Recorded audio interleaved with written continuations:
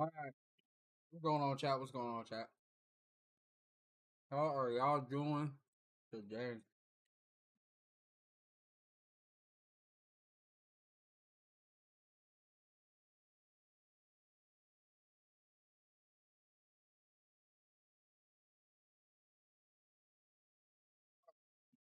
All right, y'all. So, it's been a minute, couple days I haven't been on, but hey, man, we about to do some reaction videos. We're gonna do a little bit different, some chatting, some reactions for the stream. So, something new, something different, man. I wanna put some new stuff out there for y'all, man, and get some more stuff out there on the channel for everybody. So, yeah, y'all can rock it with me. We're gonna chat it up, and we're gonna watch some vids. All right, man.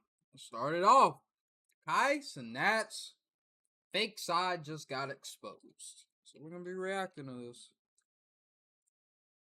That only donated $150 to the Mr. Beast water charity. People are also calling out for not even finishing those buildings or schools or whatever in Africa he plans on doing. So, Kai Cenat is under fire again, and honestly, it's getting harder to keep track of the L's, whether it was what he did to Jinxie, skipping out on Mr. Beast's clean water initiative, or the fact that those Nigerian schools he promised somehow never appeared. Kai's stacking controversies like they're part of the content plan, and this isn't just people reaching. The internet's got receipts, timelines, and way too many questions he's not answering. So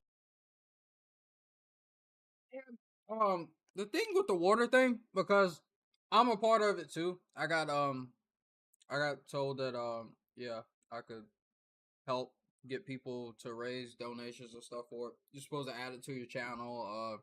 I had a bit that was in the middle of my video. I think I posted Wednesday over here on the main channel on YouTube, which is crazy, bro. To be the biggest Twitch streamer, and to not want to donate to that, it's a little wild to me. And yeah, man. I don't know how to feel about that. Wait, well, to not claim that American black people are not cultured, and then to go out and not donate to poor and impoverished African countries is a little bit hypocritical. Not gonna lie. Not gonna lie. Not gonna lie. Hey, what's good, R Rizzler? R Rizzler. I said that wrong as hell the first time. But yeah, to claim the black Americans don't have culture, and then to go out and not donate to African impoverished countries to get citizens years of free clean water is crazy to me. But hey, man, we all gonna do what we gonna do, bro.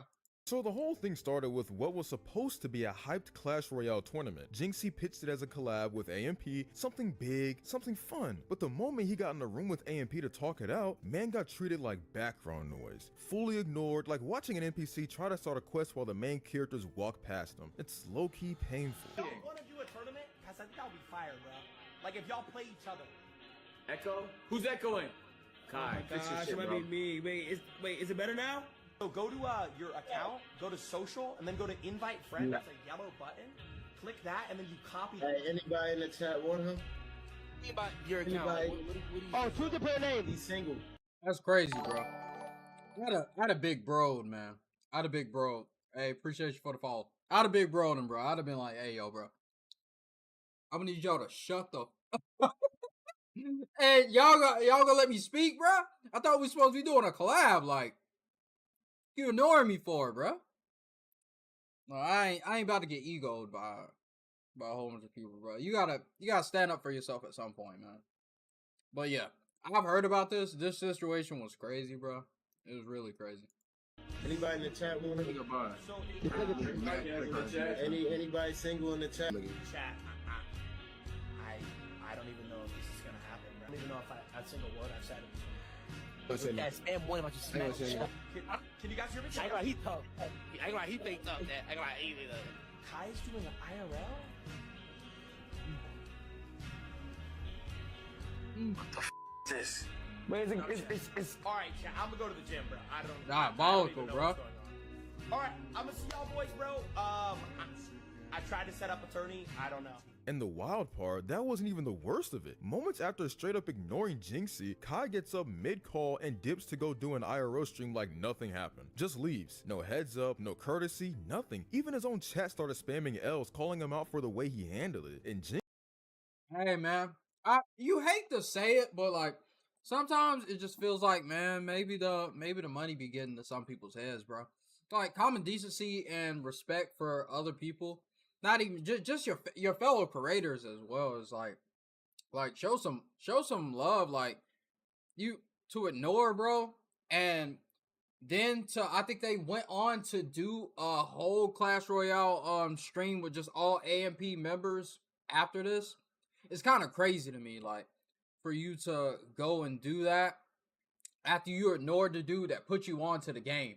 To go and take the idea and do it by yourselves is crazy to me. I'm not even gonna lie, that's a little crazy to me. Jinxie, man, just sat there, took the hint, and quietly said he's heading to the gym. And honestly, who can blame him? Bro got done dirty on his own idea in front of thousands and dipped before it got worse. And after all that, naturally the backlash rolled in. People weren't just mad about how he treated Jinxie, they were calling Kai out for what it really was, only caring once the criticism started stacking and his viewership looked like it might take a hit. At that point, you gotta stand on business, bro. At that point, you gotta stand on business. If you gonna ignore, bro, you have to stand on business, and you just gotta keep pushing with I would have went with the IRL stream and just like ignored that anybody even said anything, because at that point, like, it's known that you don't care, so gotta continue not caring. What am I doing? Why does it Al Kai? No, tell Jinxie. Matter of fact, no. Okay, yeah. I'm going to Jinxie, bro. Tell Jinxie has something playing IRL, but I'm about to do a one-on-one. Tell Jinxie I'll do the one-on-one with him. I'm not doing it. I didn't want to do the IRL. I ain't gonna lie. Nah, I told him not to do IRL. Right. Tell Jinxie I didn't want to do it. I'm not doing the IRL. I'm not. No. I don't have to chat. Listen, lad. No. Tell him come back. He got on for real. Jinxie ended for real. Oh God. Bro. Y'all did him dirty, bro. Laggy sound. Spam 2 if it's good.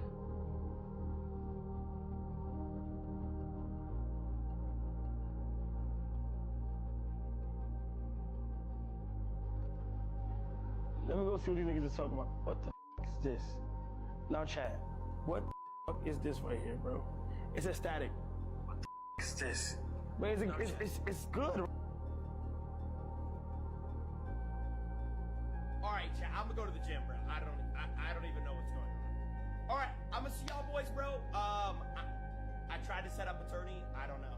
I'm gonna see y'all boys tomorrow. All right, bro. Peace out. Have a good night. Love y'all. And as things started getting a little too real, with hate pouring in from every platform, Kai finally did what every creator does when the heat gets turned up. He hit damage control mode, popped up on stream, trying to clear the air, talking about how he felt bad, and how Jinxie ended better the than a stream lawn out of nowhere. chair. Even acted surprised like, wait, we were supposed to play? Like, bro, you literally ignored him in real time. A+ for the obliviousness, Kai, but F- for the act. Nobody's buying that performance. I feel bad now because it's like, the nigga literally was waiting all day and posted a flyer and all types of shit.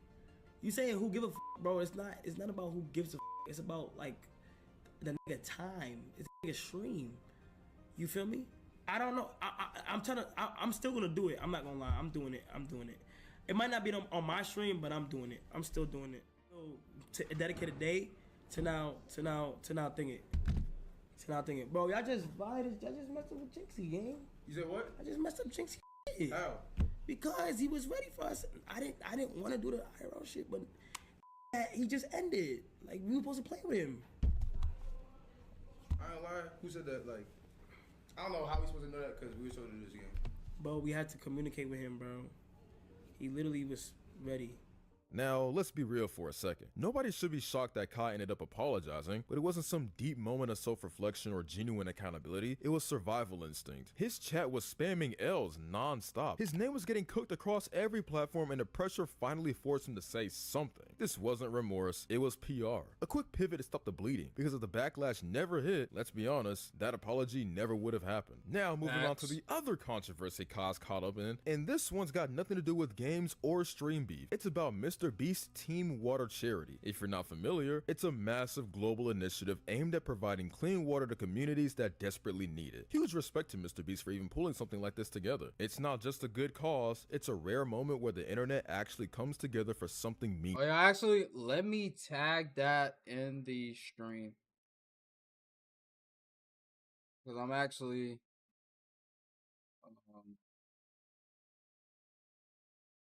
I'm actually a part of it for the month.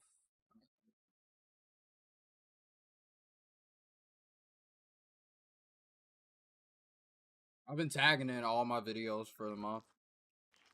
So, if y'all want to support,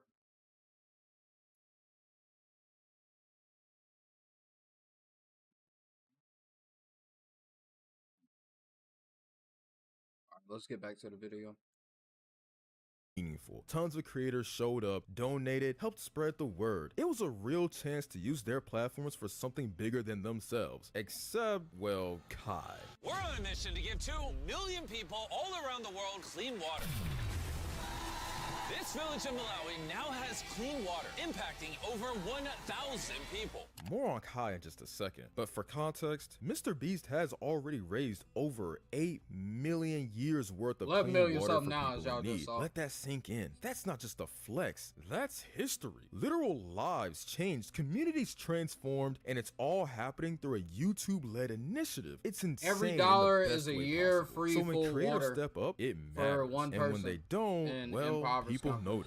notice. Mr. Beast just raised over 8 million years of free water for people with his Team Water charity. On a mission to give 2 million. That creator doesn't know what the hell they're talking about. That creator is a little slow. So for context, every dollar is a year free of water for one person in an impoverished country. So that means $11 million raised is 11 million people that are able to drink a year's worth of water that is clean and like it's free for them. So yeah. People all around the world clean water. And there's a lot of new people on the leaderboard, including Logan Paul, who had one of the most dominant performances at SummerSlam this weekend, if not the most dominant performance of all of WWE, and Queso, both of which dropped $100,000 to charity, to the Team Water charity. Trainwrecks, FaZe Banks, Logan Paul, and a couple of other people from the Aiden Ross livestream that promised to donate $2.3 million worth actually did. So those $2.3 million are almost there. Now, here's the part that's genuinely baffling. Dozens of creators, big and small, have donated to Team Water, some tossing in 1,000, others dropping literal millions. And yet, Kai Cenat's name? Nowhere to be found. Not a dime, not a shout out, not a mention. Meanwhile, Aiden Ross and his community have already put up over $500,000 and even publicly called Kai out to step up. And that's where it gets messy, because this is the same Kai who never misses a chance to flex how much he makes per stream. The sub counts, the brand deals, the gifted donos, it's all public. So when a cause this important comes around and he suddenly turns quiet, yeah, that's not just disappointing, it's revealing. If you're really pulling in thousands every stream and still act this stingy, maybe it's time to reevaluate what all that success is really for. The craziest twist in all this, Aiden Ross straight up came out and said if Kai donates $400,000, he'll match it with another $400K of his own. And look, Aiden's far from perfect. Nobody's out here calling him a role model. He's had more than his fair share of wild moments, but this, you've got to respect it. No hesitation, no drama, just I'll do it too if you step up. For all the chaos he brings, when it comes to something that actually helps people, bro didn't flinch. Meanwhile, Kai still goes in the donation list. X does 400K, Train does 400K, Beast does 400K, Ado does 400K. We need 5. If Kai Cenat does 400K, oh God, I'll do 400K. Locked. Oh, Okay, but lot. only What if is that? I Five? know. That's 2 mil. That's 2 mil. That's beautiful. Kai Cenat gotta go 400. I'm in. On God. As always, it's time to see what the internet had to say about Kai's behavior, and calling the reactions not pretty would be an understatement. Kai Cenat has yet to build his $20,000 school in Nigeria, and y'all think he's gonna donate $400,000? It's brutal because it's true. If the man can't That's follow crazy. through on The 20 school's grand, only what makes someone 20K? think that he's gonna suddenly show up with nearly $500,000? Kai Cenat, when you ask him to spend millions on fireworks damages versus when you ask him to donate to poor people, the silence is loud. He'll burn That's crazy. stacks That's for crazy. chaos I'm and not content, hold but you. the That's second crazy. it's about clean water or real world impact, it's crickets. Not even a flicker of that same energy. The priorities speak for themselves. I remember when XQC and Kai Cenat talking about who's richer on stream and going band for band. Let's settle it. Whoever donates the most to Team Water is officially the richest. Mr. Beast must be loving this one, because nothing exposes fake flexing faster than a real cause. You want to talk money? Cool. Let's see who actually puts it where it matters. No rented cars, no fake chains, just receipts. He said, "Oh, this YouTuber saying Kai Cenat's cars is rented." X this 400K. That's crazy. XQC is out here going full-on detective mode and calling out Kai Cenat's boys, Reggie and Rakai, for some seriously sus view numbers. And like, bruh, it's honestly hard to ignore the major red flag that went up. You know how it goes. These streamers go from rocking a comfy 1,000 viewers to suddenly pulling in 60,000. 30% 60,000. validated viewer? I mean, you have to be kidding me, right? I'm not saying they're cheating. Okay, fine. Maybe I am, but like, how does someone go from 1K to 60K? Like it's no big deal. Unless, you know, there's some view botting going on. I mean, it is 2025. People are getting more creative than ever with that stuff. And you know some shady nonsense happens behind the scenes when the money's flowing. Oh, and this spike happens in 1 day. 1 freaking day. That's not even just a glow up. That's like watching someone grow wings and start flying while the rest of us are trying to figure out how to start a fire. Now, XQC isn't just out here throwing shade for fun. Nah, he's been keeping tabs on this stuff for ages. Kai Cenat being the good. I'm not saying they're cheating. And let's settle it. Whoever donates the most, cool. Let's see who actually Kai Cenat's boys. Okay, so I didn't miss it.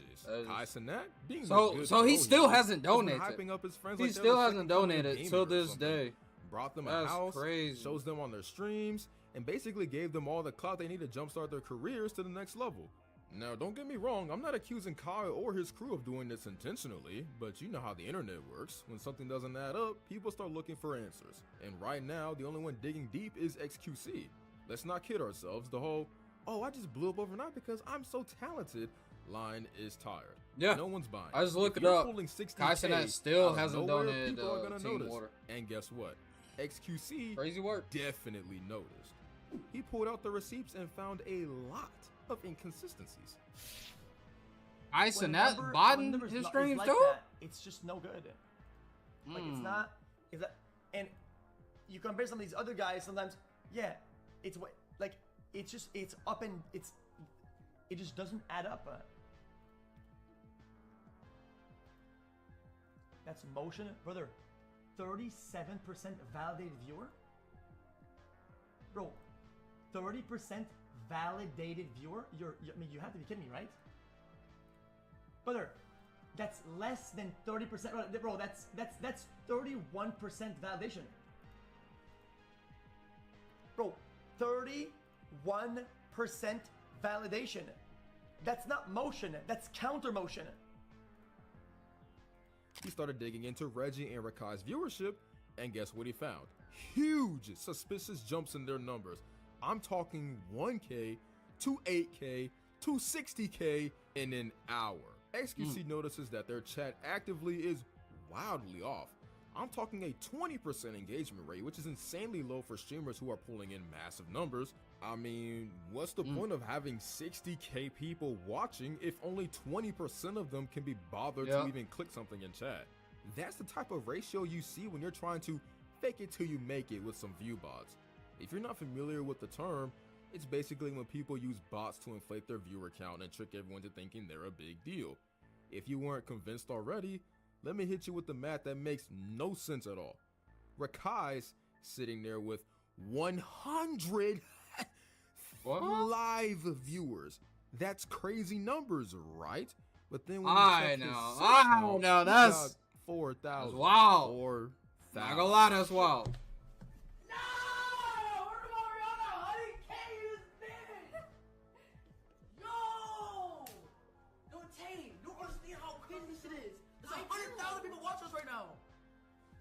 What the? Doesn't add up, right?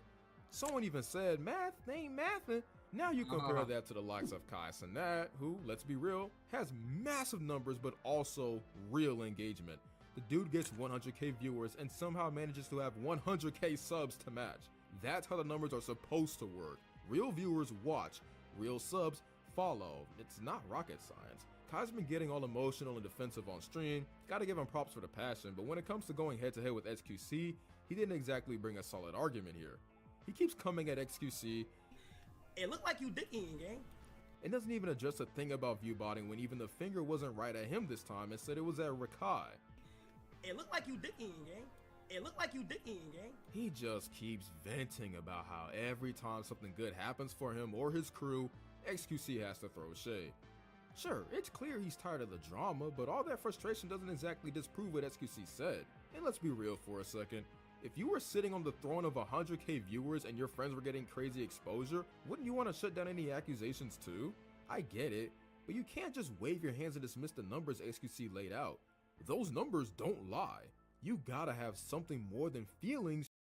Yeah, man. To go along with that, people that are viewbotting's gonna become an issue sooner or later, like a lot sooner than the way they're cracking down on the internet and everything and how things are looking. Viewbotting's gonna become an issue because a lot of these companies are gonna figure out the engagement that they're paying for is not real engagement. It's a ton of bots. So then that's going to affect brand deals. That's going to affect a lot of these live streaming platforms.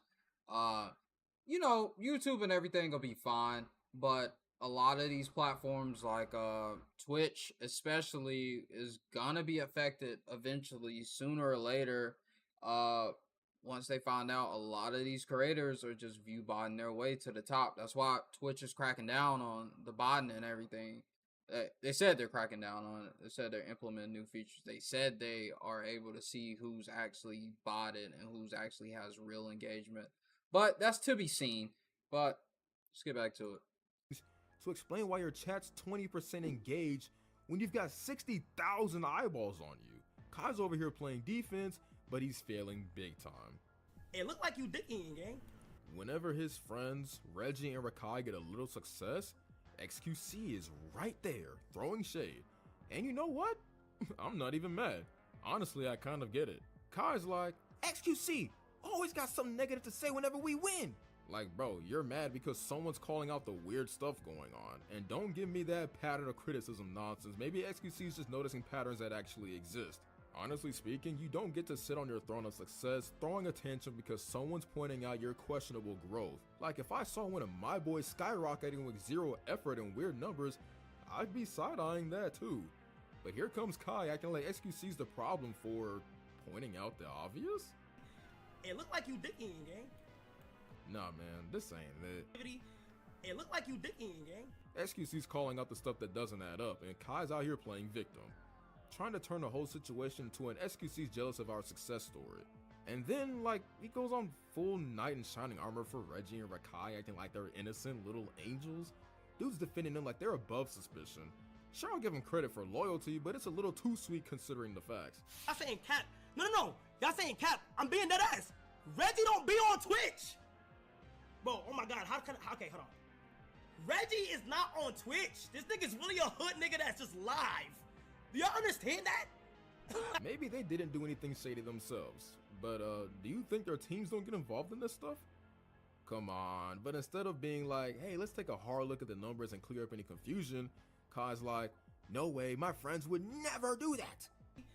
It looked like you dicking, gang. Bro That's knows some what's ride or going die on, energy, bro. but it's Like, also naive as they're hell. under the Now AMP the internet banner is as like pointing a fingers separate at house and Kai, everything, so the same with one teams person even manage saying, them, bro. "The They average know Kai what they're chimp doing. out with being called out. always hooting and hollering when he's called out for doing something wrong. Chip out And is of course, crazy. You got the defenders coming Chip out out of is the crazy. woodwork I'm like not even classic gonna hold you. internet I sleuth, can't defend that. trying to make sense of the That sound a madness. little. That sound a First, little. there's the whole crib meta thing where streamers live Sound like it together has and just some vibe on camera. Some Like a oomph big, behind it, happy bro. streaming I don't family. know, bro. I felt some type That, of ways they say, reading might that. explain the viewer spike. I felt some type of ways. It's probably not fine tuned. Now that I said it though. No, hell no. I don't think SQC fell off. Fuck no. Hell no. SQC did not fall off. I'm just saying, nigga. This is how it may look. Okay, respect that. I respect that. That wasn't even a sneak this, so don't even try to do that. But I'm just saying, bro, like, don't I fell off. what he got going on. Fair enough. You feel me? And this is no diss. I'm not dissing nobody. I'm just saying how it looks on the outside. Definitely a diss. You feel me? But like, I'm Anyone that pretty sure says no Felix knew diss, all of they're that definitely shit. dissing. Okay, I get it. When you've got a crew all streaming in the same house, you're bound to have some overlap, some cross promotion. But let's be honest, that's not enough to explain 60K viewers when you're used to 1K. Unless their crib has some secret portal to the algorithm gods, it's still looking a little sus. XQC doubled down like a man on a mission, because this was a hill to die on. He doesn't back off, and in fact, he didn't even understand why Kai was even mad about the whole thing. How am I on his? How is that anything to relate to him? I don't get it. Well, I'm just confused on how that it's about him. I literally singled him out as like it's not part of the problem. I'm about to just let shit rain. Like, I'm tired. Like, I ain't even gonna lie. All of that shit. All of that. Be honest. This is no bias. This is no letting off aggression. Bro, I'm so confused. Now he swore by his analysis and knowledge he truly believed someone was messing with the viewership numbers. Whether it was the streamers themselves, their viewers, or someone on their team, XQC was convinced something shady was going on. Somebody's doing something that's tampering. It doesn't matter. I'm not even saying who's doing it. I don't care. Somebody's doing something, and it's skewing and tampering. That's it. Nothing else. There's nothing about it. That's and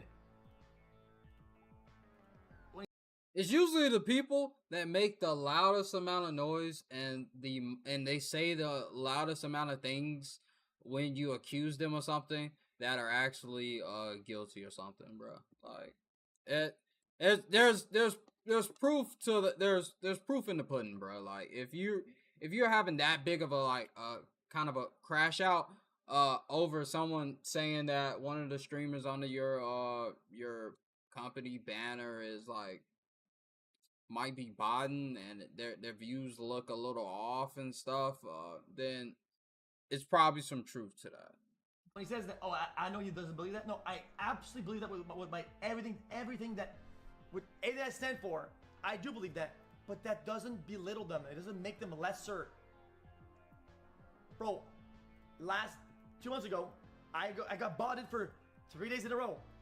Am I evil ever? When I say, yo, I was even saying, yeah, I got botted today. I don't give a. The 3 days of botting don't make me feel any lesser about my career. And if somebody said, yo, dude, XQC is. And people pointed out how he never even fully explained the whole view botting thing. Bro's Picks XQC called out his crew LMAO. Whole lot of words and not one thing was said to deny the view botting allegations. He even joked about being labeled obsessed like some kind of weirdo. But it's honestly, deflection, I don't man. blame him. He's like the only one saying what everyone's thinking but is too scared to say out loud. Like, I don't get it.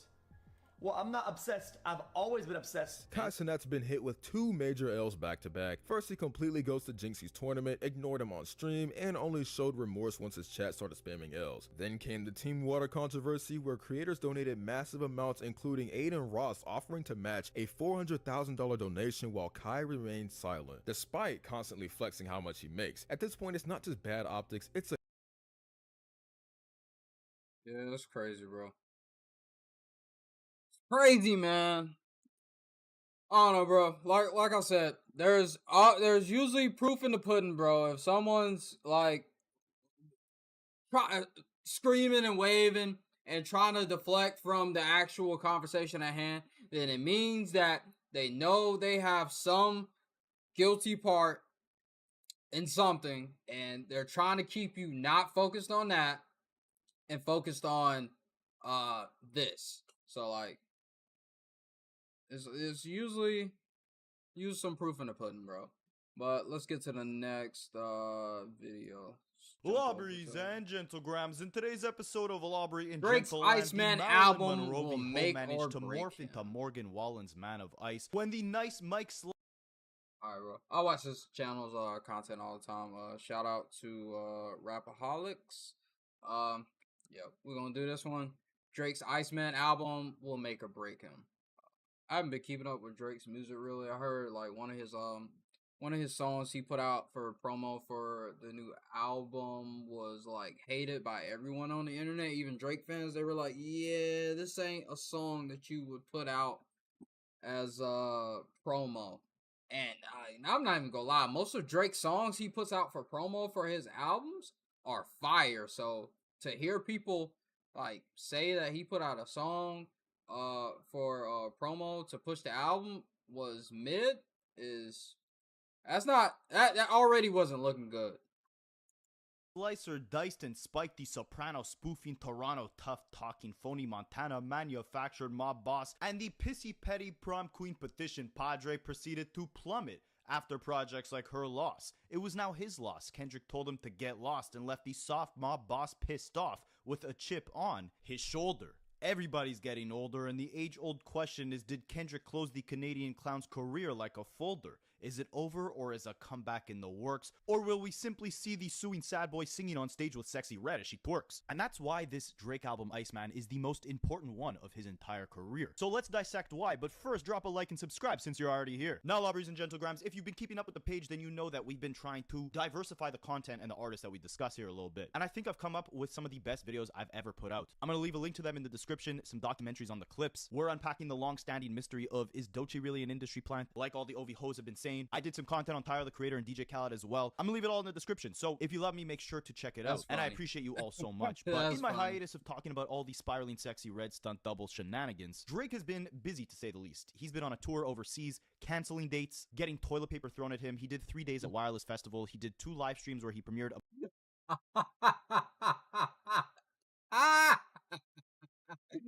I heard about that, bro. Did he put that clip in here, bro? I haven't seen it, bro, but I heard about it, bro. I heard like he was on stage and he had like a meltdown and they threw toilet paper at him, bro. Like, yo, what? a bunch of new music for his new Iceman album, and the world is wondering, with it approaching almost 2 years since the last Drake solo project, and over 1 year since he suffered the worst loss in rap battle history, can Drake make a comeback with Iceman like nothing has ever happened? Well, let's just put it like this. He's making it very hard for his fans to forget what happened in the summer of 2024. If you haven't realized yet throughout Drake's career, I call him the petty petition prom queen Padre for a reason. He holds a grudge. We've seen this with every beef and every relationship he's been a part of. He was dissing Serena Williams years after dating her when she was already married. Same thing with Rihanna. She has 2 kids with A$AP Rocky, and now you want to start dissing? People want to rip on Kendrick for continuously performing Not Like Us on his setlist for the GNX tour, but let's not forget, it took Drake a year and a half to retire back-to-back from his setlist on tour after the success of that song. Meek Mill and Nicki Minaj had a show in Toronto. Drake made sure to rent out the hotel room right above them and blast back-to-back all night long to emphasize to them, even behind the scenes, that he had taken that W. Yo, that's diabolical, bro. That's diabolical. And then fast forward, bro. How karma comes to get you, bro. Fast forward. Now we have all the bots, all the Drake sexuals are out here talking about, oh, it's been a year. We're tired of hearing Not Like Us. We're tired of hearing this. But bro was renting out hotel rooms in the hotels. He was stalking them, renting out hotel rooms to make sure that they heard the song and make sure they knew that he won the beef between him and Meek Mill. It's crazy. Crazy how the world turns. But what about when he had taken the L to Pusha T? That was in 2018. He backed out of that rap battle, telling LeBron James that he studies rap battles for a living, and Pusha T took it too far, talking about 40s disease. Like I said, that was 2018. He didn't stop dissing Kanye West and Pusha T on records till 2023 when he got a new target on his back with Kendrick Lamar. But in the meantime and between time, he was very busy at the label making sure that anytime Pusha T sent a subliminal in one of his verses, those songs were nixed and blackballed from ever releasing. Doesn't necessarily seem fair, right? You could do all the sneak dissing you want, but when someone wants to return the shots, you run to your rich baby daddy over at UMG, Lucian Grange, to help block Pusha T from fighting back. Drake his entire career has been concerned with revenge and with optics, and I do have to say, after his beef with Pusha T, he did a great job at doing damage control and creating the optic that he was unscathed and bigger than ever. How did he do that? Well, amidst a slew of hits, he pushed his Scorpion album that year so hard on Spotify that songs from the project ended up Oh, Scorpion album came out right after the Pusha T beat. I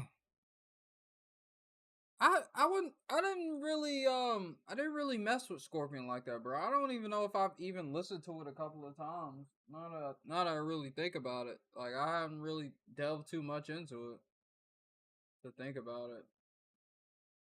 Yeah, I wasn't on Spotify, so they couldn't really spam it to me. getting featured on Spotify playlists like Fresh Gospel, Ambient Chill, Best of British Music. I mean, I know Drake does a fake London accent these days, but does Kiki Do You Love Me have anything to do with London music? This led Spotify users to actually demand refunds from Spotify because they were paying for a platform that wasn't going to shove ads and unwanted music down their throats. They were trying to listen to ambient or gospel music and they were getting Drake songs. Well, the strategy worked because them shoving that album on every single playlist ended up helping Scorpion break Spotify's one-day streaming record with 132.45 million streams in just a single day.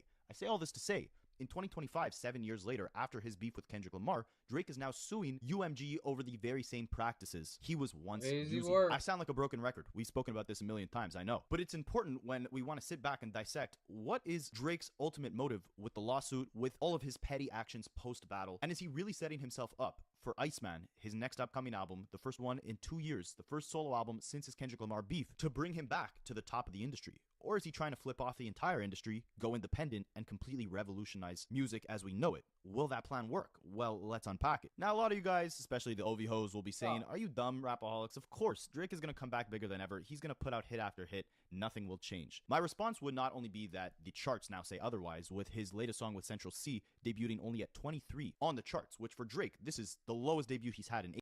Y'all let me know. Was that Central C song good? I haven't listened to it, bro.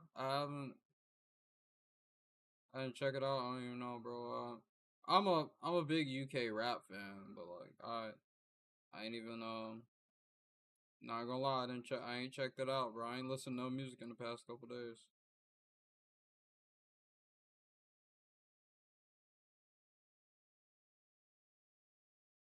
It's not on the UK rap list. That's crazy. Let me go to hip hop.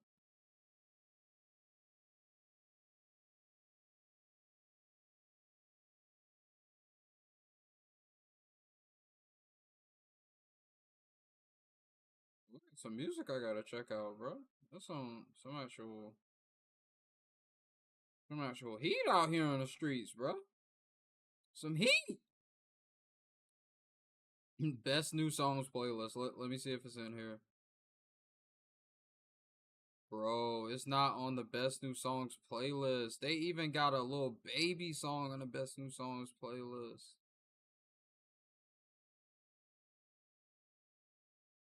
That's terrible, bro.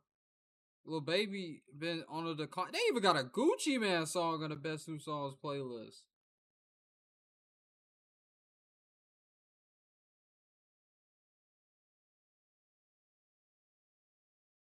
I don't see Drake anywhere on this playlist. They got a Jim Jones song? No Drake, but Jim Jones even made the playlist? Oh, that's tragic. Oh. Oh, that ain't good. That ain't good at all.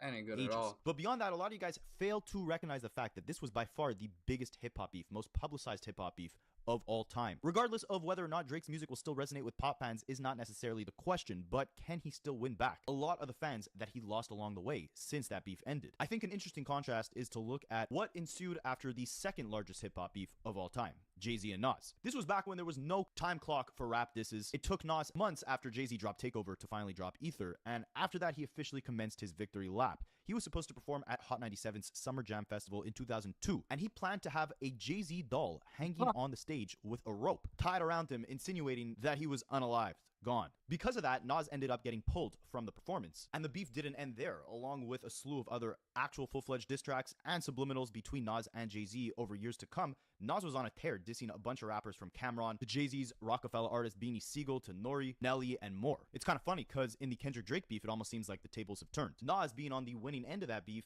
ended up going on his victory lap, dissing a bunch of other rappers. Meanwhile, Drake, on the losing end of his, is doing the same, and Kendrick is staying dead silent. Well, aside from performing Not Like Us and Euphoria everywhere he goes, including the Super Bowl stage. Yeah, we're not gonna forget that. I may sound like a broken record 6 months later, but we should never forget how he performed not one, but 2 diss songs on stage at the Super Bowl in front of almost 150 million viewers. They were Meanwhile, bangers, Jay-Z bro. premieres Euphoria his was second like diss a song, piece Super of Ugly, art. where he reveals that he was having an alleged 3-year-long affair with Nas's girlfriend, Carmen Bryant. People thought this is where Jay-Z took things too far, with his own mother actually calling into Hot 97 radio, saying that Jay should apologize to Nas and his family, and Jay-Z eventually did. Hot 97 even put up a poll live on air, playing Ether and Super Ugly back to back, and letting the listeners vote on who they think won.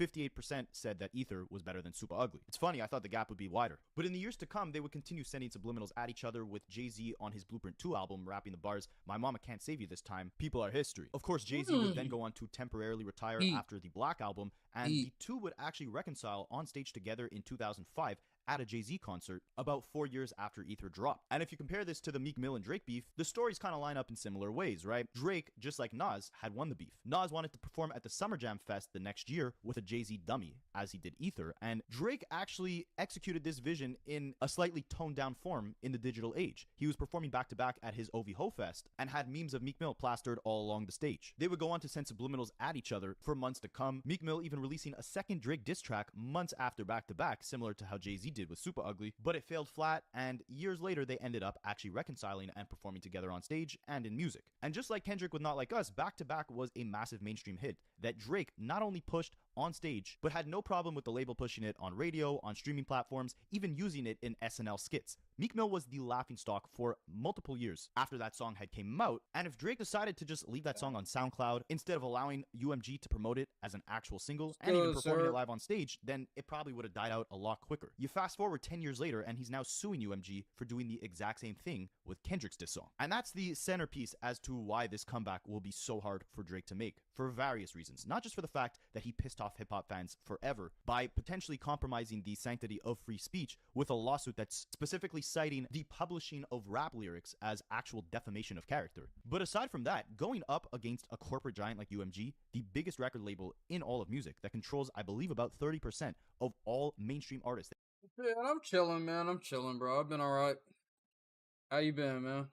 That you see on the charts today. What did Ovi Homal say? Iceman better have a bomb on it if Drake wants to be able to have any mainstream commercial relevance after picking a legal fight like this. He's not just pissing off hip-hop fans, he's pissing off the corporate giants. And it's kind of like trying to play a sport with one leg, right? Anything Drake releases today under UMG, because yes, he is still signed to UMG as he's suing them, UMG knows that, hey, number one, Drake is trying to expose the marketing practices we use behind promoting songs after they release. Of course, we're not going to be using those promotional tactics on Drake's music while he's suing us. But number two, Drake is likely executing on this lawsuit to actually get out of his contract with UMG. I've done a bunch of deep dives on this, but what you need to know is that in around 2021, they signed an alleged $400 million deal, and they were up for renegotiations this year in 2025.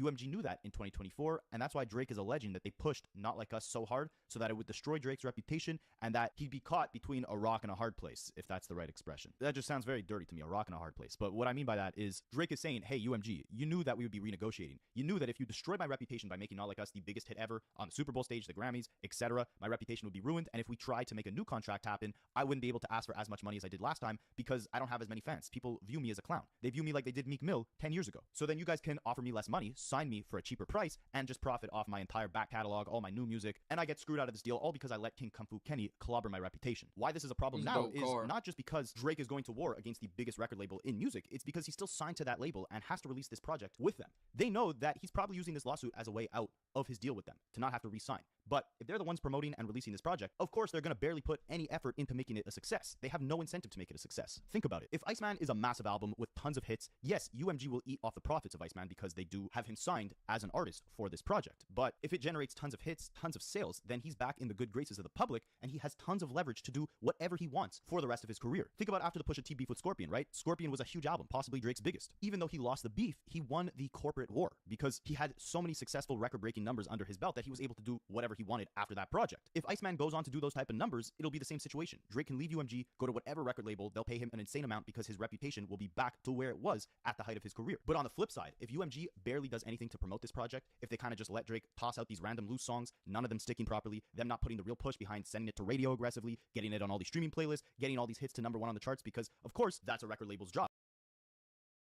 Yeah, we're gonna wrap that one up there. I'm not gonna watch through that whole thing, but yeah, he's right. Drake's Iceman album will be a make it or break it for him. It's probably gonna define where the trajectory of his career will go. Will he stay at the top, or will he slowly decline and go off into the sunset as a sore loser and not of the culture? But it's to be seen, it's to be known. I don't know, man. I don't have no feelings about it. I just enjoy good music both ways. I listen to both artists. I listen to all three of the big three, and I listen to anything that's good of any different genre. But I know Drake's been on his Drake's been on his thing where he's trying to like transition out of hip hop like most artists that are not of the culture. So I don't know, man. He's been hanging out with Morgan Wallen, a known Rossist. So I don't know, man. Don't know how to feel about it. Don't know. Y'all let me know what y'all think in the comments, though. Now, when it comes to Drake, well, if you are ready to see how with yet another show on the Kendrick Lamar turned me into a Karen... Alright. Our next one. Why Drake just went on the most insane rant ever and cried victim at a show. Let's see what this one's talking about. Is this the one where they threw the toilet paper at him, bro? Drake just had another rant on stage and has never looked more delusional and insane for it. Be sure to leave a like and subscribe, and now really. Drake has now fully gone from trying to be all about family matters to Karen matters in the span of a year, and that's all funny. of his delusional fans with him. I gotta ask once again to leave that like, because the Drake fans keep annoying me, and they don't want you to see these videos, but with the current state of where Drake's tour is at, well now really, if this was not rap's biggest Stranger Things fanatic, and it was other rappers who were known to rant and crash out on stage in the past, well the media would be saying the worst things right now about Drake, because really, if there were more people aware of the decay that is happening to the biggest Karen in rap flat out right now, the entire world would see how this mega Karen has truly morphed into not just a bitter and pathetic figure of what they once were, but even worse than that, what's really fueling this gargantuan size fall off is the fact that the circle of people around Laubrey keep validating him to dive further and further into this persona, and as a result, further and further away from what any of us could even try to understand here in reality. And specifically what I am talking about is coming after a tour and set of shows where already every humiliating thing has pretty much happened to Drake, and within this, we already saw that whole weird tangent where he said that he was not a snake, only to find out right after that he has never been a bigger one. And then, of course, every other bad thing has happened, from having to cancel shows for strange reasons, to people throwing toilet paper at you, people trying to recycle right next to you on stage with water bottles, and with forgetting your lyrics. But now, all of this is coming together to have another mega Karen moment. As really, with the latest moment from Drake, what we have seen is almost worse, and it's definitely more baffling in terms of what we are hearing Drake say this time, because just in terms of somebody trying to be a master manipulator, well, when we look at the first rant he made about snakes, that one kind of made sense from the perspective of trying to peddle lies onto your fans more and more to get them to support you no matter what. The rant that we hear here feels like a disjointed script that was thrown out at the Stranger Things audition room that Drake was hanging around for way too long, because seriously, the thoughts that Drake is trying to push to create this further and further persona of a victim here is genuinely PDM jokes, bro. Let's just get into the latest lose it moment from Lamo Laubrey, which says, and y'all got to stop, bro. Y'all gotta stop with these PDM jokes, bro. I can't take it, bro.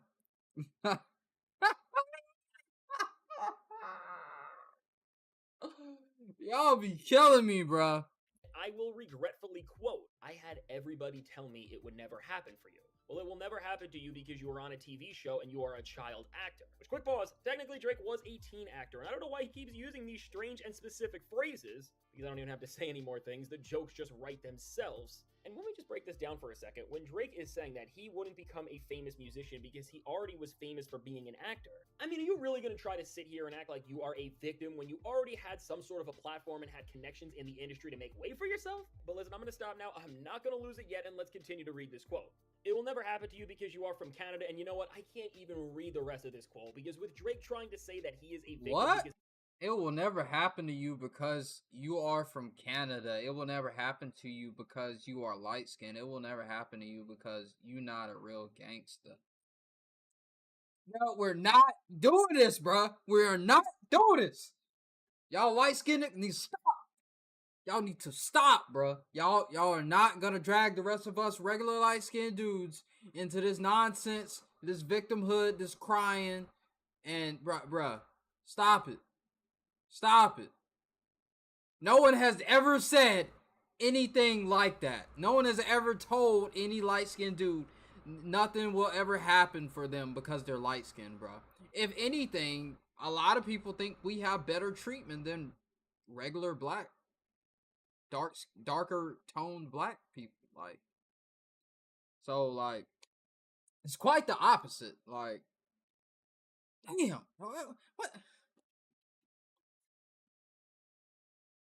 of how he looks and because he's not a real gangsta. Listen, I have seen it all. I don't even know what to say. And now, fortunately for Drake, the rest of this rant and for however long it went, it seemingly did get cut off because one of the Drake fans who ended up putting this thing out and did him the disservice of doing that, I guess did not want to post this entire thing because however it ended may have been even worse than what we are already hearing. And really with this is an entire new low that when we break down, I don't even know how to make sense of because what we are seeing, first off, is Drake not just rewrite history and try to act like he had some of the worst odds to ever break into the rap game or break into the music industry because that's just not the case. But within this, what we are also seeing with him doing another one of these insane monologues is more of what was supposed to be a concert where people would go to hear music into these vent sessions where he is just showing how immature and embarrassing he really is. Because for anyone to be seeking validation in this sad of a way. Well, listen, while somebody like Kendrick Lamar and Tyler the Creator thanked their fans and performed their greatest songs, and they did all of the searching they needed to on their own albums like Mr. Morale or Chromacopia. Well, listen, while Drake was sitting here making fun of them, he is showing that he needed to do that himself because he has some serious issues that he really needs to work through. Because ultimately, to just see an artist start to yell at their fans and ask them to validate his delusion while making them perform his songs for him all at the same time. Well, again, this looks like something now that the guy who made Graduation once did, and when he did it, everybody went crazy. And what we are seeing here, I think, is not too far from that, just in terms of how we are seeing these people crash out on stage in front of us. And so really, when we put this into perspective, we are not just seeing a tour where there is a nightly meltdown and crash out, and that's just becoming a regular thing that you can count on to see just as much as you see Drake doing the lamest karaoke possible. But really, when you look into this quote, what you see is that Drake is just saying literally anything and hoping that it makes some sort of sense. And the worst part about all of this is that now, while if Drake was just spiraling and people were laughing, well, then this wouldn't be as much of a problem, and it would just be a man doing some strange things, I guess.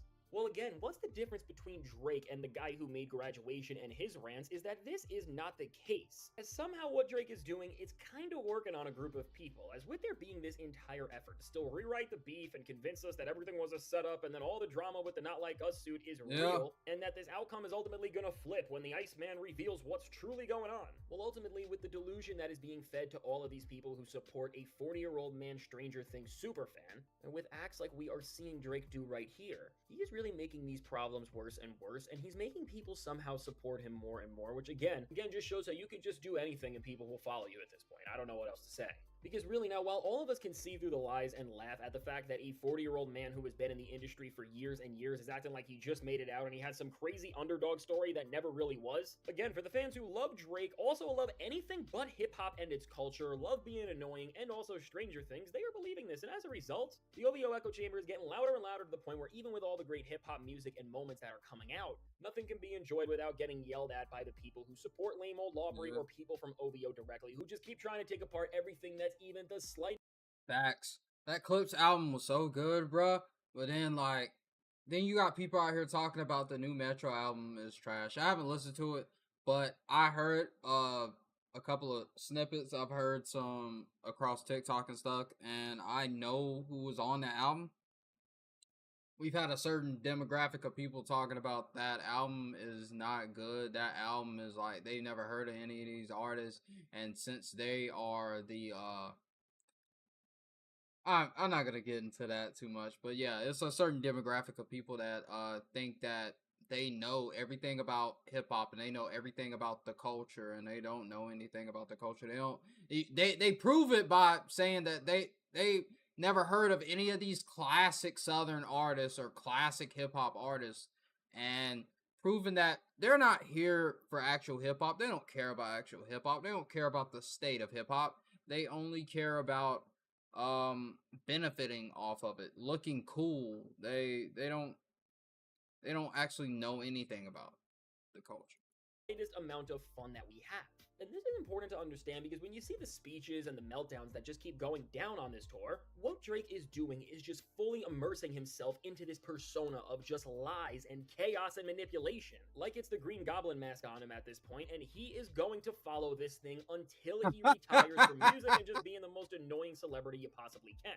And again, if you don't believe what I'm saying here, we are really headed to Oh man, that was and that is already funny. clear. Because if we look at what Drake is doing with the rest of the OVO brand simultaneously, Oh, that William Dafoe well, it's face, showing bro. that the entire culture of this group is just surrounded and shrouded in hating Kendrick Lamar and thinking that everything was stolen from Drake and there's this huge conspiracy. Because, and this is real, if we look at now how OVO released a collection of shirts that are really directly playing more into this idea that they have this big secret and that they were the victims to Kendrick Lamar and that he was this puppet or whatever they're trying to say, I don't even know anymore how to make sense of it. Well, really, when you see that the 40-year-olds who call themselves the Iceman and who are obsessed with Pinocchio believe that Drake still has not pressed this red button and this has all been this elaborate play, and now as a result they're believing these victim stories and they're getting uniforms for it now? What happened to the game I love? But seriously, these victim speeches are actually working on them, and with this, we are just so past rapping and being the slightest bit in reality. Because again, with people defending Drake's lies and meltdowns and now giving him more support by wearing these anti-Kendrick Lamar uniforms? I mean, this is some of the most ridiculous stuff I've ever seen, and when you root so much of your beliefs and your fan base now in things that are not real and there is no proof of,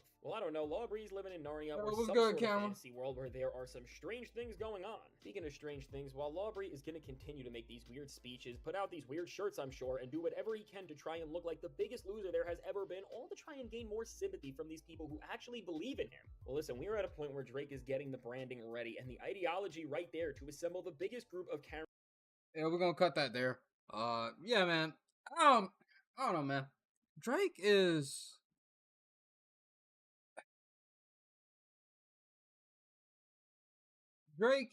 a special being, bruh. Not gonna lie. And shout out to Fantastic Hip Hop. Y'all go check out his content and everything. Reacted to, but yeah, man. These Drake fans and Drake are a special breed, bro. The trying to fabricate a story, trying to turn the story into something that it's not, trying to come up with all this false narrative and trying to change history and everything. Like we all weren't there, like we all didn't see how things went down over the years, see how things went down during the beef, see how like he kind of told him not to go there and he went there and then like he got eviscerated. It's crazy work. But hey, man, y'all love who y'all love and y'all fanboy out for who y'all fanboy out. I'm just enjoying the music. If Drake puts out good music, I'm gonna listen to it. If Kendrick puts out good music, I'm gonna listen to it. If another artist puts out good music, I'm gonna listen to it. It's no hate or anything. I'm for the culture. If this betters the culture, if we start getting good music, if we start getting good songs and like hip hop gets in a better state and we get back to lyricism and actual good storytelling, and let's get an album like Good Kid, Mad City again, bro. Like, yeah, we get back to good storytelling and stuff, man. I'm all for it. Alright. Massive day for the unemployed. Peter Bot, a Fortnite player with over $900,000 in earnings. Alright. I saw this on X. I keep saying Twitter like every now and then, but yeah, I saw this on Twitter, but this is the next one. Peter Bot just entered his career. So pretty much, if y'all hadn't heard about it, I guess like some clips came up from like back when he was younger, a couple years ago, like he was spamming the N-word. So yeah, man. Crazy has been caught saying some funny words. On that cake? Uh-huh. I'm good, thank you, bro. Bro, stop being gay, bro. Oh, he said, oh, it wasn't just the N word. It was like, oh, he went full in, bruh. Oh, delete it. What? What? Wait, what are you saying? What was that? Bro, stop being gay, bro. Oh, he called him the F words. Oh, too. Oh, delete it. Oh, whoa. Oh, whoa. Why you gotta put those two together? Why we gotta use both of those words together? Jeez. Delete it. Delete it. Whoa, 5 times? Like, what's that, 4 or 5 times? Jeez. What was that? What? We're gonna say it 4 or 5 times? Just gonna spam it like, bro, what? Yeah. Basically, he ripped the N-word a bunch of times. You know, unacceptable behavior. I'd never do that. Sir, a Twitter apology has hit the second tower. A video has surfaced showing me using a racial slur while at the agent house. This incident took place when I was 16 years old. At the time, I was in an environment where I was influenced by others and was asked to say it. That does not excuse my words, but this is important context for understanding the circumstances. I recognize now how deeply wrong and hurtful. It didn't look like anybody in that video asked him to say that. Just want to put that out there. It's all cap. And I'm not really one to... Cancel culture isn't even a real thing. It's not a real thing. I don't believe it's a real thing. But people do have to face consequences for their actions. If a brand doesn't want to mess with you because a lot of black people buy their products and you lose that sponsorship and you lose out on money, that's the consequences to your actions, man. Like, that's just life, bro. That's not cancel culture. That's just having consequences to your actions. A lot of people these days think that you're not supposed to have consequences to your actions. Do something messed up, you're gonna see there's consequences to your actions. That language is. I take full responsibility for saying it, regardless of my age or pressures I felt in that moment. I'm just gonna use Peterbot's own gameplay for this video, and if he's mad, I'm just gonna snitch to Kaisenat and like tell him he ripped it. At Grok, is this apology letter from Peterbot AI generated? Yes, Peterbot's apology was flagged as 100% AI generated by detectors like Zero GPT and streams by Jason the Weed, Lacey, and others. Its formulaic structure, context, responsibility, apology, growth matches typical AI outputs, amplifying perceptions of insincerity. I want to sincerely apologize to the communities affected and to anyone who's been hurt by my words. Hey, I'm committed to continuing to learn, grow, and ensure that my actions moving forward reflect respect and understanding. Using AI for this kind of thing is crazy work. Like, honestly, just keep in the double frickin' hyphens the Dashes AI uses. I'm starting to think that FN after your name doesn't mean Fortnite. Oh, God. Oh, that's funny. Anyway, that's this story does get a little funnier because all of his friends and everybody thought this clip was just AI until he came out with his apology confirming it was real. Like, he honestly could have gotten away with it. The Pete clip is AI, bro. I don't know how else to say it. The Pete clip is AI, bro. Peterbot's gonna get kicked out of LAN now, right? Like, his career's over. What's LAN? Is that his org? So, like, he qualified for the big event at the end of the year, where it's like a $500,000 prize pool. But there's no way they let him play. Bro, he was 16 when he said that. Who hasn't said the N-word when they were 16? You either said it when you were 16 or you had no friends to say it to, and that's facts. Also, context does... That is not facts, bro. Some people don't use that word. Like, he said hard ER. So y'all are just out here saying hard ER? To your non-black friends, just on the regular. This creator just said, y'all just be out here saying hard ER to y'all non-black friends on the regular as kids. What? Why? What was the purpose that you? Black people don't even say the hard ER. So what would make that go through your brain that y'all would be saying that? Matter. There's a huge difference in just, you know, letting it rip versus targeting it hatefully towards a black guy. I got hella black friends. I know what I'm talking about. Razan, in my I swear it's gotta be AI. On everything. A. B. If it's real, Oh, that gotta be AI. I can't tell between AI or not. I'm not gonna lie, but Either he's fully oblivious or he's like Peterbot's best friend, because by golly, we need a friend like that. While we're on the topic of AI, it was actually on Jason the Ween's stream where they decided to run the apology through AI and found out it was generated. Oh my God, Peterbot just did a apology Twitter thread. No way. AI check the apology. No. Do it. You're actually kidding. AI plagiarism checker.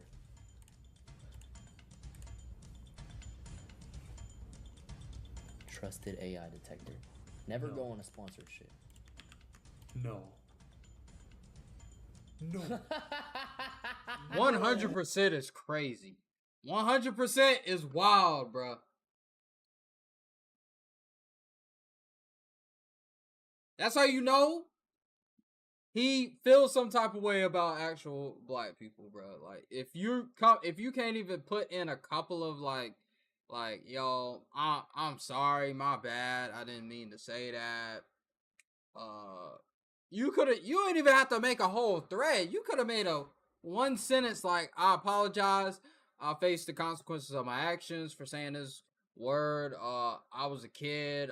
My parents raised me wrong or something like you could have just left it at that and it would have been all cool. But like, bro, like you went and just typed in ChatGPT so I can get these N words off my back.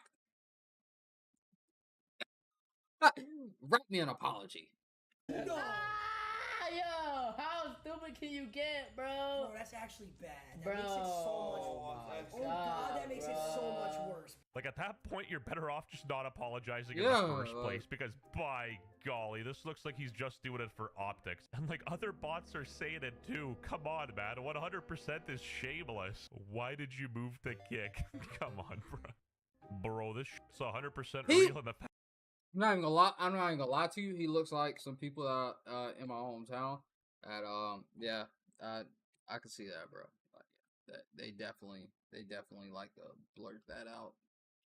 They think it's AI is stupid. I don't think that house is a good influence. Nah, and definitely he was also so young. He's a young kid, bro. Bro, he moved out of his parents' house at a young ass age. Yeah, it's like literally at a young age and flipped by a bunch of older people. I mean, dude, the guy's 16. He's hanging out with a bunch of people who are in their like early 20s doing their crash out shit. Like, you're gonna tell me he's not gonna be influenced by that at all? If you don't know, this was Booga talking, one of the Fortnite champions. And you know, he does give a pretty nuanced take how like your environment can play a big part of it. And honestly, I feel like him ripping it when he was 16 is less bad than him using AI when he's 18. Bro, look at Peterbot. You know he ripping that shit. Probably right now, man, bro. He's probably fucking cussing the fuck out of his lunch right now. Like the same shit he just did. He's probably like, he's probably fucking raging. Bro, he's full boxing motherfucker spamming the N-word, bro. It's over, bro. It was like 2 years ago, bro. That's crazy, bro. In 2020, bro, 2023, you're spamming the N-word, bro. Like, and you wonder why a lot of black people talk about racism isn't gone, bro. It's just, and it's more in the open now, like especially with 2025 and everything going on. And you wonder why people say that, because people are still saying these things and using a hard ER in 2023. His duo's black. Lacey's like the only one who sounds concerned. Like, he looks so sad. His duo's black. Did someone like his friend just leaked it? Like someone I mean, it's like a clip of like him, Bucky, like in that old house. So you remember the Agent house? Oh, it's like an IRL clip? Fly. Oh yeah, hard R's, light A's, just over and over. It's just like rapid fire inward. Hard R's! It's pretty funny, I can't lie. It's pretty funny, I can't lie. Damn, my people, I gotta join the Fortnite community. For legal reasons, that's a joke. Yo, TikTok. I think I like Peterbot now. Common Peterbot W. Face only a mother could love. 6 FNCS wins? Nah. 6 hard R's? Yeah. Seriously, we're getting black Peterbot edits.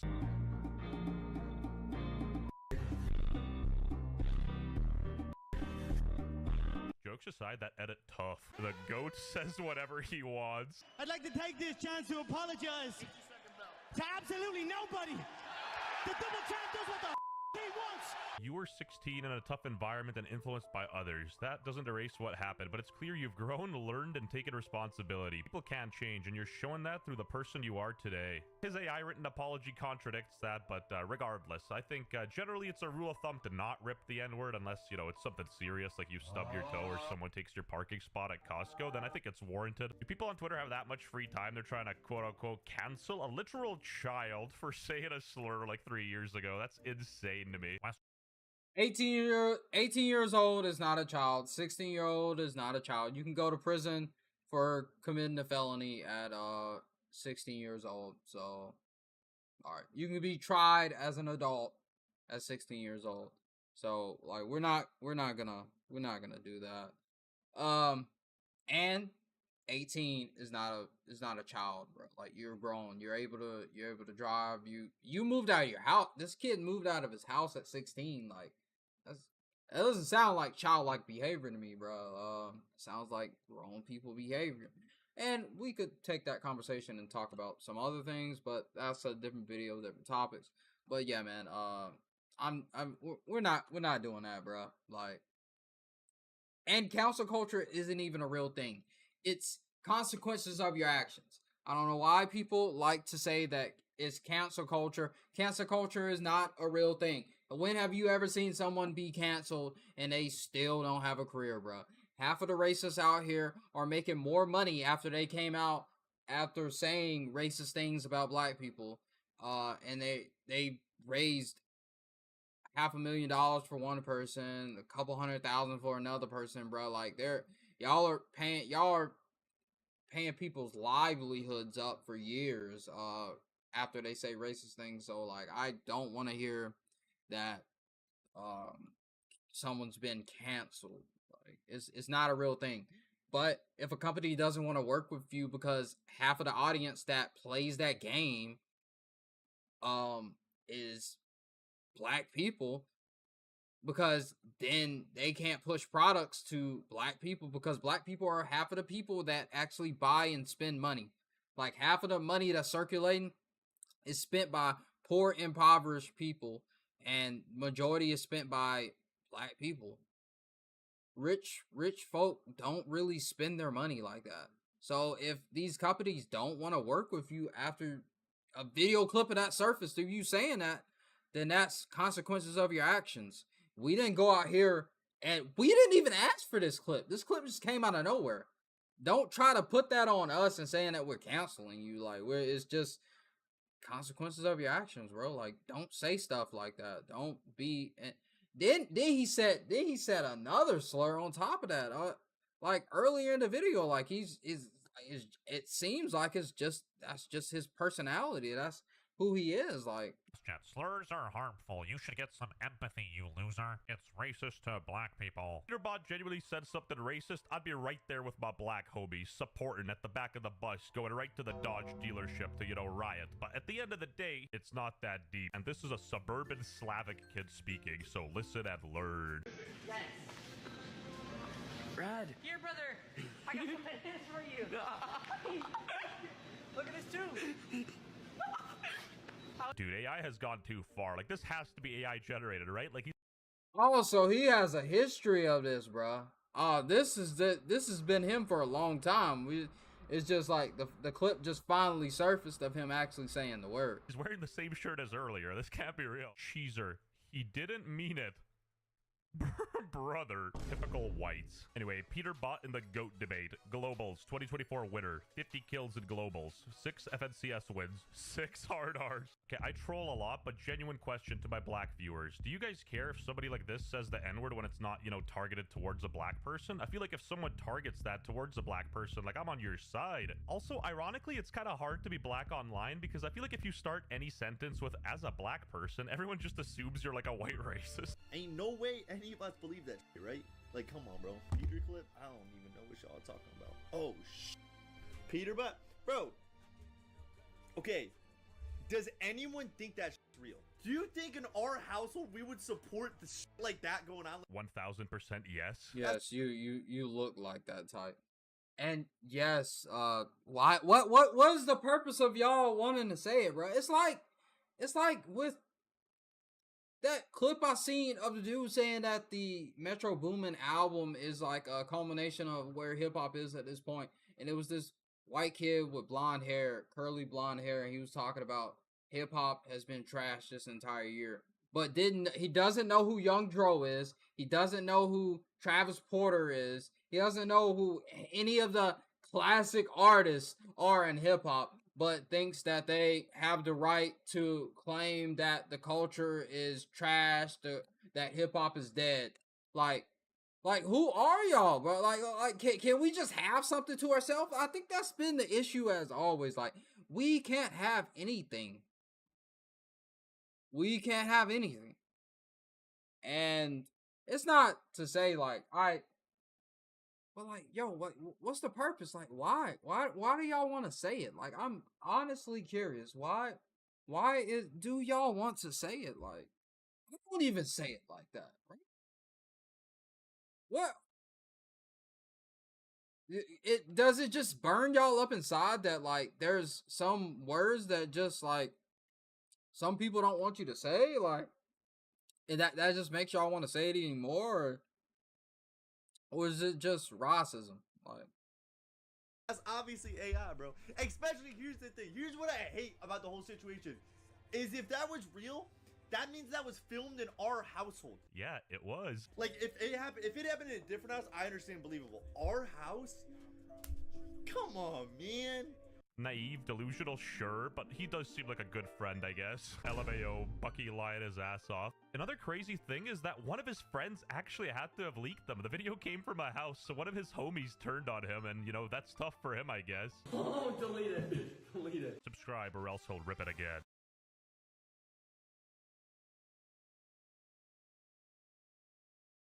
yeah, man. One of the most beloved. All right. See what this nonsense is that this dude's talking about. The Corey X Kenshin allegations are disturbing. Creators on YouTube was just exposed for being a toxic manipulator by one of his exes, with allegations that, at least at a first glance, looked like they'd be the end of his career. Did you watch me sleep? Did you watch me sleep? Yeah, I actually did something to you while you were asleep too. What? I'm sorry, I just got this fetish that I do, you know. I didn't hurt you, you're good, right? But just as his fans were beginning to panic, something happened that none of them saw coming. Corey not only beat the allegations in under 24 hours, he did so without saying a single word. Hi, I'm the Internet Anarchist. I create weekly YouTube. Yeah, that clip is disturbing. It's a little disturbing.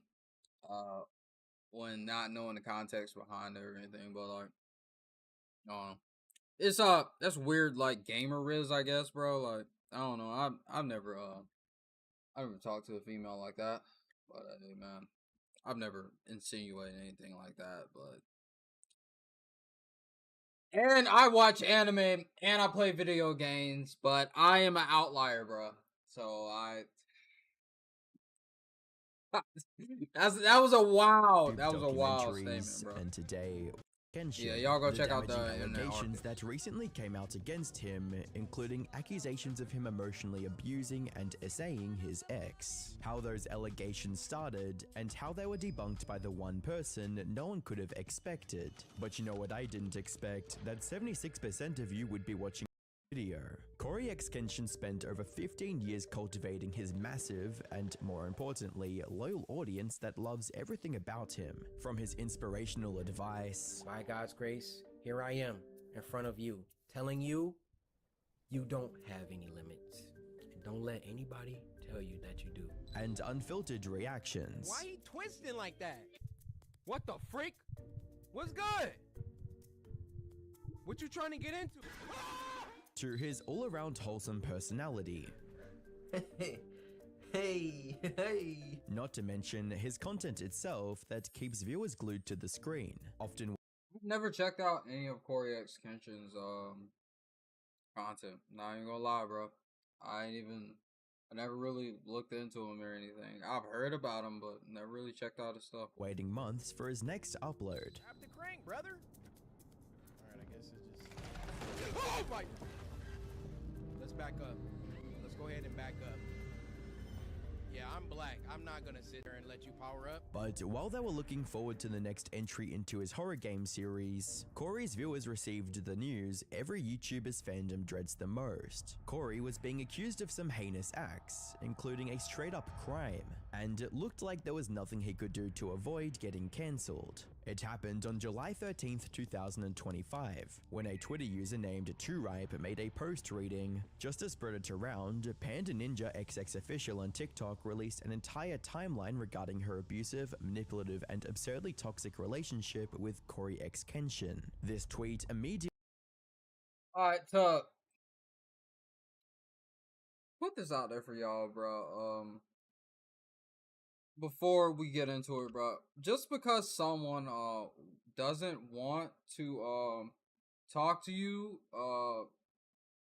does not mean they're being mentally abusive, bro. Just because someone ignores your messages and don't want to get into an argument with you after they've already been arguing with you or something, man, doesn't mean that they're being mentally abusive, bro. Y'all, or some of y'all are just toxic, and some of us like our peace, and we would rather just like ignore your text and act like it did never come than to actually respond to you, because that keeps our peace. But it's fine when y'all can disrupt peaceful people's peace, but when we want to keep our peace, it is not fine. Immediately went viral, gathering over 5.5 million views in just 2 hours. And she's a to clout say chaser. things looked bad for Corey would be an understatement. Under this tweet were links to the 3-part TikTok expose series uploaded by Panda Ninja XX Official, one of his ex-girlfriends. Each part was a slideshow of text, essentially explaining how heartbroken Panda was at Corey ghosting her after their brief relationship, and how he tried to get back into her life years after breaking her heart. She began by accusing Corey of being manipulative because of how easily he ghosted her, stating, "You ghosted me not because you were confused, but to teach me a lesson. You made me—" That's inferring something out of your own mind. That's not what actually happened. That's someone jumping to conclusions and making their own justification and their own lie or fantasy in their head out of the situation than actually what happened. A lot of people do this. It is called delusion. Me feel like I had to shrink to earn a reply. Every move was calculated, even if I couldn't see it back then. Bruh, dude doesn't even post consistently on YouTube. You think that he is planning out when he doesn't even plan out his, like, when he comes back to YouTube. You think he's planning out when he manipulating you, wanting to talk to you? Like, bro, like, some of y'all think the world revolves around y'all. It does not. I want to let you guys know, the world does not revolve around some of you women.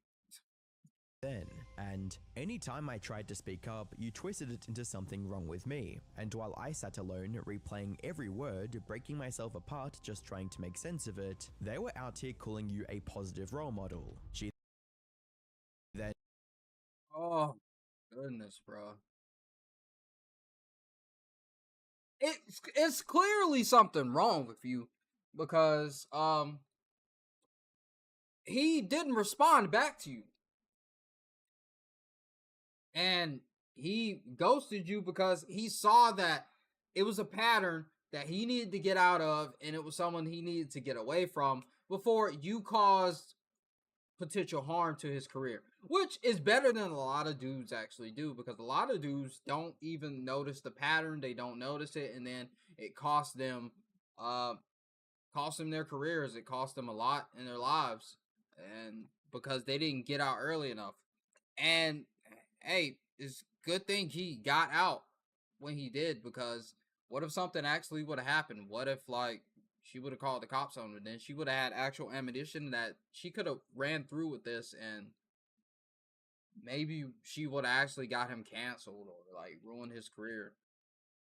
and targeted his reputation as a positive role model by declaring Corey a hypocrite for betraying himself as a man of faith. Reading, "You talk about devotion, but act like hurting people in private doesn't count. That's not devotion, that's hypocrisy. You fooled a lot of people, but not me." Ignoring someone is not hurting them in private, bruh. Ghosting someone is not hurting them in private. And there's two sides to all stories. I'm pretty sure she's deleted half of the text that she ever spoke to him, and I'm pretty sure that she won't show us any of the texts that were previously in the conversation or anything to show why she got ghosted. What did she say to get ghosted? You don't just get ghosted. So you have to say something. You got to be giving off some red flag that's just like, maybe I should step away from this person because they will get me into trouble. She even went on to accuse Corey of treating her like a toy for his own amusement, and coming back to her every time he was bored. Reading, "You treated my body, crazy. my heart, my time like they were things that you could shelve and retrieve whenever it suited you. Like I only existed when you needed to feel wanted." Part 2 was released the same day, featuring pretty much the same complaints of emotional abuse and overall toxic behavior. However, this time, she decided to share screenshots of her chat with Corey on Xbox Messages of all places. According to her, this conversation took place 1 year after they had broken up, and featured some shocking messages from Corey, including him asking if Panda was still seeing someone, and when she asked why he's interested, his reply was downright disturbing. "Why do you ask?" "Because I'm trying to F up your life some more," with him backpedaling, claiming it to be nothing more than a joke almost immediately. Reading, "That was a joke, geez lol, I was just asking." Another set of messages also alluded to him trying to get back with her just for after heartlessly ghosting her before. Reading, "I wanted you. Wanted me how? Like I've had you. Like in a relationship type." For context, we don't even know if that's his actual account. We don't even know if that's not fabricated text or anything. Anybody can go and create an account. Someone can go and create an account under my YouTube name and just add a 2 to it, bro. I just want to put that out there. Plus, gamers make weird jokes, bro. Like, there's a lot of gamers out there that aren't like, it's gamer riz, bro. Like, I don't know what to tell you, bro. Some gamers have something else. Don't have That's the kinda regular messed riz up. of like I a wasn't toy. Chad, bro. I know that. I wasn't just about to message you after a year and ask you to be my GF. However, while Panda wanted these messages to finally expose Corey as someone toxic, it ended up backfiring. You see, as these screenshots started getting traction, more and more of Corey's fans started to sense something odd about the messages, especially the ones where he was openly swearing. They found it difficult to believe that Corey would so easily betray his values, which, in turn, made them doubt if those screenshots were real. And as the slideshow continued, these doubts only grew stronger, especially when Panda mentioned that she was diagnosed with cancer sometime during the pandemic, a few years after her breakup with Corey. And, according to her, she decided to reach out and break the news to him in a moment of vulnerability, only for him to respond with, "That was the most passive-aggressive cancer reveal, lol." This screenshot immediately made people even more skeptical, because unlike the other images, this one didn't even show the sender's name, so there was no way to confirm if this was even Corey or not. However, before the internet could judge her as just another bitter ex trying to defame her famous ex-boyfriend for revenge, Panda followed up her 3-part, which included a video that flipped the entire situation. Did you watch me sleep? Did you watch me sleep? Yeah, I actually did something to you while you were asleep too. What? I'm sorry. I just got this fetish that I do. You know. What? I didn't hurt you. You're good, right? What'd you do, Corey? Don't worry about it. Corey? Good. Corey, what did you do? Do nothing. Look, this came right in my face. I didn't do anything. The caption on this video read, "POV, you didn't know this was one of the videos you'd look back on and realize he never cared. He just wanted to see how long you'd let him hurt you." This, combined with what Corey said in the video about doing something to her in her sleep, created a massive uproar on Twitter, with Corey getting accused of SA.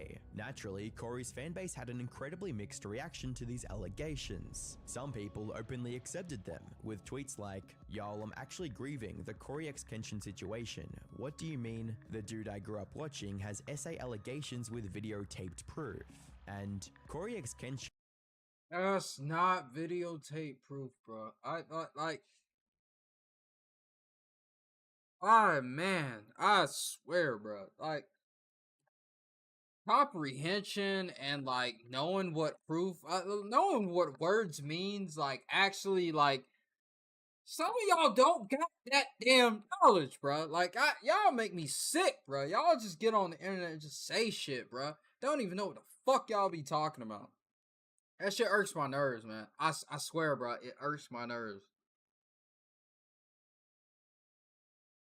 I shouldn't be this upset, bro. I don't even know who this creator is, bro. I don't even watch Corey X Kenshin like that. But like, damn, bro, like that, like, oh man, bro. Fucking giving smartphones to everyone in the world, it was some of the worst shit that ever fucking happened to civilization. I swear. Is another reminder to quit being parasocial with these celebrities because you don't know them, while others continued defending him until he came out with his own side of the story. The people defending Corey were also quick to point out that there's no direct mention of Corey essaying her in any of her TikTok slideshows or the videos she posted, and that it's possible that people just misinterpreted something that was meant as a joke that might have been in poor taste, but shouldn't automatically get him cancelled. It was clearly Thankfully, an inside these joke allegations between them. didn't even last a full 24 hours before being debunked by the last person anyone expected, Panda herself. Soon after the tweet went viral, she posted another TikTok clearing up the allegations herself, by firstly dispelling any SA rumors. This was literally not intended to attack or have attacks towards Corey. So please stop the SA allegations towards him. That is not true. It was the crazy part. She knew what she was doing when she put that specific video of them together out. She knew it was going to get misinterpreted in the wrong way, and she wanted to hurt his image. And then when it didn't go the way she thought it did, she didn't get a reaction out of him. She backtracked. And that's not what I said. And also declaring that her posts were not meant to defame Corey. I just really want to make this clear that, and this is very important, I'm saying this literally with all my heart. This was never about defaming Corey at all. It definitely was. You wouldn't have went to the internet to post all this stuff and say all this stuff if you didn't want to defame him. You knew exactly what you were doing. You wanted to gain clout off of him, which you did. You got 3 videos with about a couple million views on each on TikTok. And you went viral on X as well. So, and you're trying to get your streaming off the ground on Twitch. So, you definitely did it for that exact reason. But okay, we can keep lying. It literally was me venting about something that happened to me in the past that did hurt me. However, you could have vented without putting out the name of the creator that allegedly hurt you. You could go to a therapist, like a regular fucking person. You went to TikTok and tried to make some money off of talking about Corey X Kenshin. Like, why are we gaslighting people? Only created more confusion on the internet. Some believed her instantly and started celebrating Corey beating the allegations, while others were still wondering if she was really telling the truth. Fortunately, a creator by the name of AlphaXAlpha took matters into his own hands. He scheduled a live call on TikTok with Panda Ninja to clear everything up, and to the delight of every Corey X Kenshin fan, she stuck to her stance about the allegations being false. The essay happened to me when I was younger. A whole different person. And it has nothing to do with him. Like, and I said that many times in my letter. I never said it.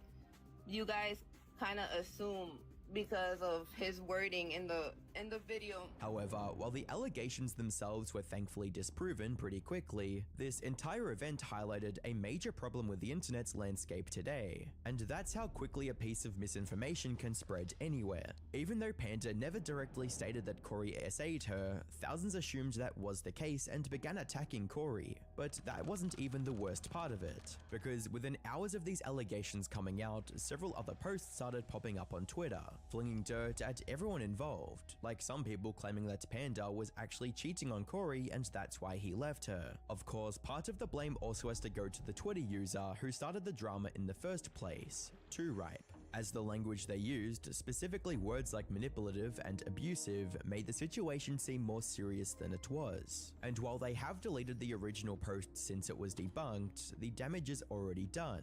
There will now always be a subset of people who only saw the original allegations and would always assume Corey to be a horrible person in the future. But the person most responsible for spreading these allegations is still Panda Ninja herself, who claimed that she wasn't sharing her story to gain clout, but to vent her frustrations about how Corey hurt her. But no one's buying that excuse, with comments like, "This is so annoying, why would you vent this online? TikTok isn't your friend. Vent to Corey about how he made you feel or talk to a therapist." Yes! He literally couldn't be doing anything. Hey, W Seemly. As I said, W Seemly. Go to a therapist like regular people, or talk to that man like a regular person. You don't have to put everything online. The internet is not your friend. You going online and crying and venting online will never be a good thing. That goes for people that want to get at people that want to be like open and honest with their audiences and stuff. Don't do it, bro. Don't do it. But clout chasing. And nope, I do not care. Venting is not what she did. It was a bitter ex mentality. You do not vent your feelings out on TikTok. TikTok is not your friend. She did it to absolutely damage Corey's reputation. She should have sorted things out with Corey, sought therapy for past traumas, and vented about it to friends and family. Even if we assume she was telling the truth, her posting the screenshots and video on the internet just to vent was plain irresponsible, since this could have easily spiraled into something big enough to jeopardize his career. Take Slazzo as an example. He was accused of being a grapist by his ex-girlfriend, resulting in the entire internet turning against him. And while he was able to definitively prove these allegations false, the mental toll of this whole experience forced him to retire from YouTube altogether. Fortunately, Corey's incredibly loyal fanbase rallied to his side immediately, stopping the allegations from taking hold until he had a chance to reply, which, in turn, pressured Panda into debunking the allegations herself. At the time of writing, Corey still hasn't even acknowledged the allegations, let alone responded to them. Though, considering how his fans have already cleared his name, it's unlikely that he ever will. He's in Paris currently, taking another one of his long breaks from YouTube. As for Panda Ninja, she has privated all of her TikToks, most likely because of the hate she was receiving. Hey, that's a classic example of when you go looking for clout, you can also get the wrong clout. Things can bite you in the ass, man. Like, but hey, man, it is what it is, bro. Like, I never checked out Corey Kitchen content. I might check it out. I might check him out and stuff. I've never watched any of his stuff. I did hear about this when it went down and everything, but like, it's crazy, bro. Like, people don't expect that. It go back to the start of the stream. Like, people don't expect that there's consequences to your actions. When you come out and you say things online about people and it's not true, there's a lot of people out here that don't like, y'all don't realize that, like, the average reading level is 5th grade reading level for people that watch content online. You're saying things and you're inferring things. You know exactly what you're doing. You're trying to manipulate people, and that can actually, like, people can infer things that aren't on that level of thinking and then run with it. Same with the person that actually posted a tweet over on X and then deleted it after all the drama and everything. They didn't want any backlash to them. But like, yeah, like you say these things and then you expect there's no consequences to your actions when you're found out to be lying or you found out to be a bad person. Like, there's definitely consequences to your actions. Like, I don't know who told y'all that, like, you're not gonna have to face any repercussions to bad things that you do in your life. Like, just try to be a better person. You don't have to be perfect, but try to be a better person. But hey, man, it is what it is. I think I'm gonna wrap stream up with this one. What was that? 3-4 vids? 3-4 vids we did of reaction content. Yeah, I might wrap it up right there. And we'll do some more reaction content. I might pop back on stream and we do some.